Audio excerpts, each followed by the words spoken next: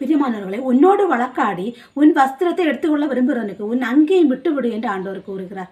பாருங்க, உங்ககிட்ட இருக்க ஏதோ ஒரு பொருளை யாரோ ஒருவர் எடுக்க முயற்சி செய்யும் போது அதன் பின்னாடி துரத்தி கொண்டே வாங்க முயற்சிக்காதீர்கள். அதை அப்படியே விட்டு விடுங்கள். ஆண்டவர் சொல்கிறார், உன் வஸ்திரத்தை எடுத்துக்கொள்ள விரும்புகிறவனுக்கு உன் அங்கேயும் சேர்த்து விட்டு விடுன்னு.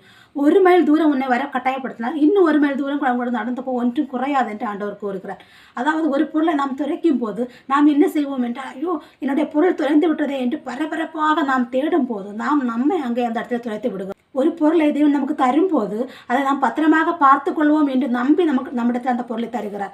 அந்த பொருளை தொலைத்தது நம்முடைய தவறு தான். அப்போ நாம் ஆண்டவரிடம் சென்று முழங்கால் படியிட்டு நாம் கேட்கும் போது நாம் அந்த பொருளை எங்கே தொலைத்தோம் என்று நமக்கு ஆண்டவர் அதை தெளிவுபடுத்துவார். அதை விட்டுவிட்டு நாம் பரபரப்பாக தேடும் போது நம்மை அந்த இடத்தில் தொலைத்து விடுகிறோம். வஸ்திரத்தை விட விசேஷித்தது உங்களோட சரீரம் என்று ஆண்டவர் கூறுகிறார். நாம் தொலைந்து போகாதபடிக்கு நாம் அதை எங்கே தொலைத்தோமோ அங்கே சென்று தேட வேண்டும்.